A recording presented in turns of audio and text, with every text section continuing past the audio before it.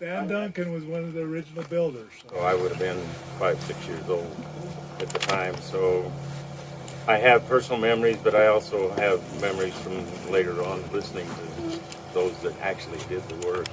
Because of my military background, you've all, I'm sure, heard about PTSD and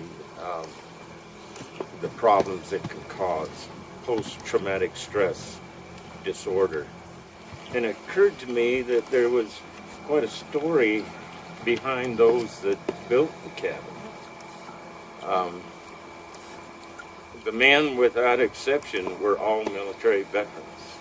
So I remember that when they got together here working on the cabin, it was a happy time for all. And it was a lot of hard work, I remember that. But as I thought back, so I thought, okay, the cabin, building the cabin was therapy for them. So anyway, if you look at the cabin, if you look at these windows, those are war surplus windows.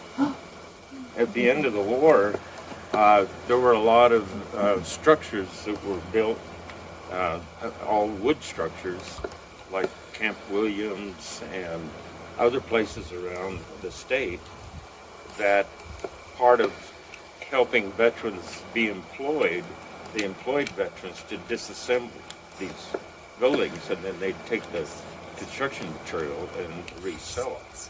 So that's where the windows came from. If you go inside and look at the original beds, if you look on them, you'll see they say U.S. Army. Well, that's where those came from. They were purchased and brought to the cabin as war surplus after the war. The stone, if I remember right, the stone came off of Skyline Drive, and Uncle Albert and Dad would drive the Jeep up and find the flat stone that would work. I don't know if Uncle Errol would be able to get out or not, but so that's one of the jobs that they had, was to bring that material here. Russell asked about the stones for the footing, and I really don't remember where that came from. They couldn't get building materials in Manti or in Sanpete County. So Dad had to drive to Provo to get bags of concrete and other supplies that, you know, we just take for granted for here. And so a lot of the concrete that went into here came out of Utah County and was transported down to Manti and then brought up here on the Jeep. I've often wondered, and I don't remember what they did for water, but I'm guessing it all came out of Sven Springs and was brought up here in the Jeep. All of the cement was mixed by hand in what they called a boat. It was made out of, I think it was like 2x12 frame with a metal bottom. And they dump the gravel and sand and cement in and then pour water on it and then mix it with a hole. So all of the concrete that's in here was mixed that way and then poured and finished. I remember there was a lot of real family bonding and joking one with another. Aunt Eve's job, at least what I heard, was the aspen logs, what I remember, were cut on the east side of the road that comes up the steep hill here. And I think it was the men that would cut the trees, trim the limbs off, and had them in a stack. And then Aunt Eve had like a sawhorse. She'd lean them up, and she had these tools that she'd peel the bark off of the trees. And I remember watching her, and she had it was like a large knife. She'd stab the bark and scribe it, and she had like a spoon that she would stick under the bark and peel it all off. And they were green. They weren't dead trees. They were all green.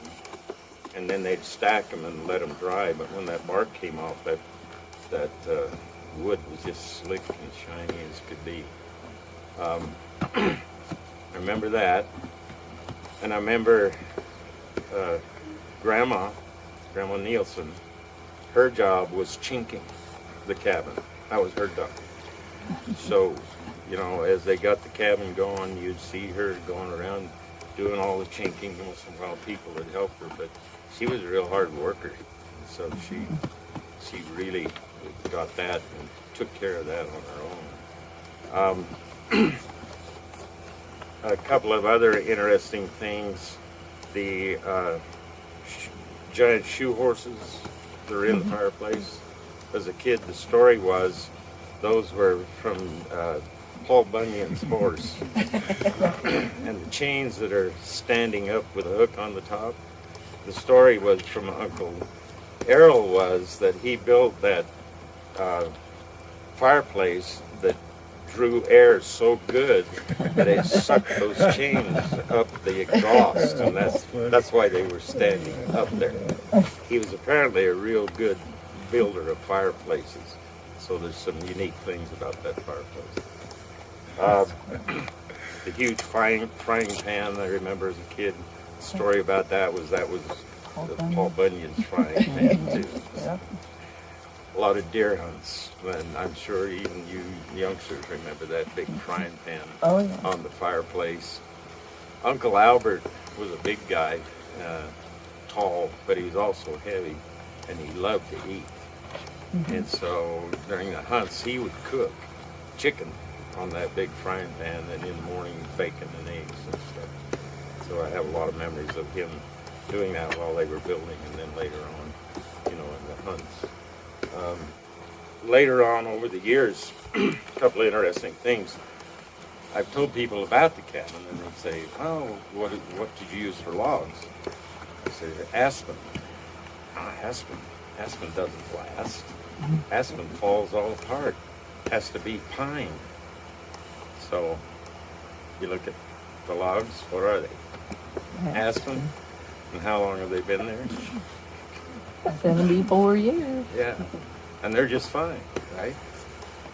In fact, you go inside and look at the rafters, they're all aspen. I mean, they've been varnished, but they look like they're brand new. So people say aspen's no good as a construction material, and I say, I beg to differ. The other thing people talk about are footings. And a lot of the homes in Manti are the same way. It's just stone. It's stacked up like this. And if you look at these footings, they're fine. There's nothing wrong with them. So that's another, just from an engineer's standpoint, is another thing of interest. I also have fond memories of a lot of the aunts, my mother and her sisters. Their job was to keep the men in food. So they do a lot of cooking. And I'll tell you what, I don't remember better food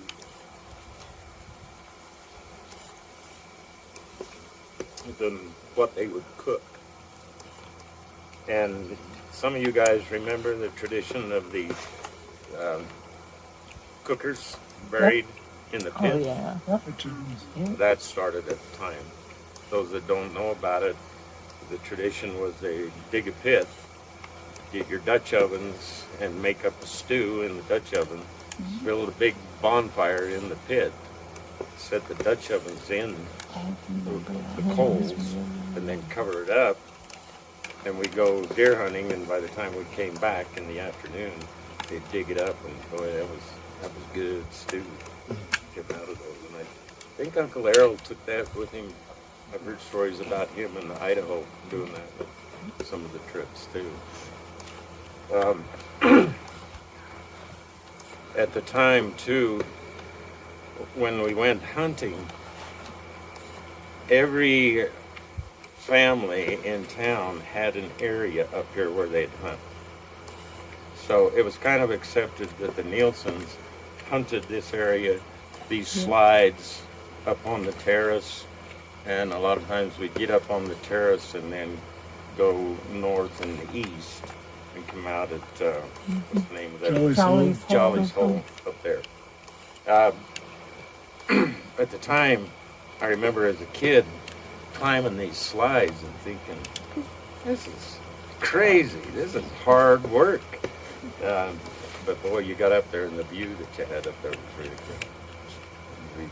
Anyhow, for what it's worth, that's what I thought I'd share. Thank you. Different